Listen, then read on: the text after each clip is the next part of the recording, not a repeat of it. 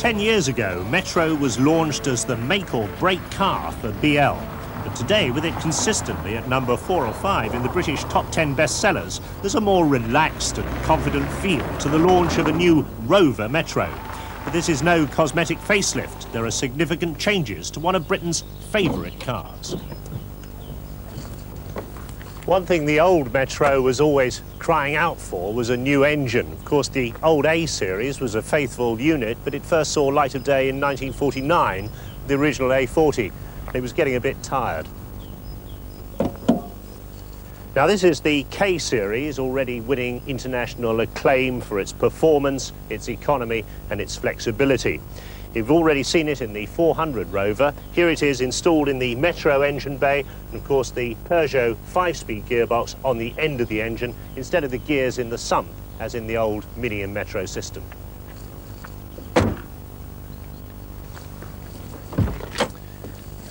They've done a very good job with the redesign of the interior of the new Metro. They've used very nice materials and fabrics. It's exceptionally well trimmed, and the redesigned dashboard and fascia looks very good indeed. It stems from the Rover philosophy of putting luxury car standards in small cars.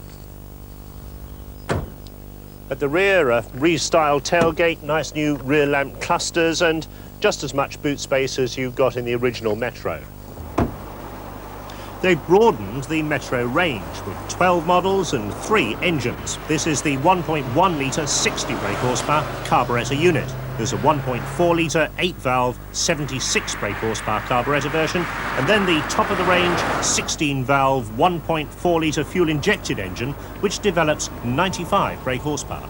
One of the major changes in the new Metro is to the seating position. Although you still sit very low in the car and these sills are quite obtrusive, it means that you're in line with the pedals and the steering wheel angle is right. It's a very comfortable driving position, and it puts right everything that was wrong with the old car. K-series engine is very smooth and unobtrusive. I like the gear change in the new 5-speed gearbox in this 1.1S, and altogether it's a much more civilized and sophisticated way of making progress than the old Metro. The car always had a rather harsh, choppy ride, but in this one they developed a new suspension system which interconnects the front and rear units. The result is a great success. The car's ride is transformed. It feels like a much bigger car. It soaks up bumps really well, and yet it doesn't allow float or roll. And in urban conditions, it hasn't sacrificed the steering accuracy or the handiness that the Metro has always enjoyed. Of course, the engineers are still constrained by the basic dimensions of the vehicle. There's not so much room, especially in the back, as some rivals. And why has it taken 10 years to put all these improvements into production?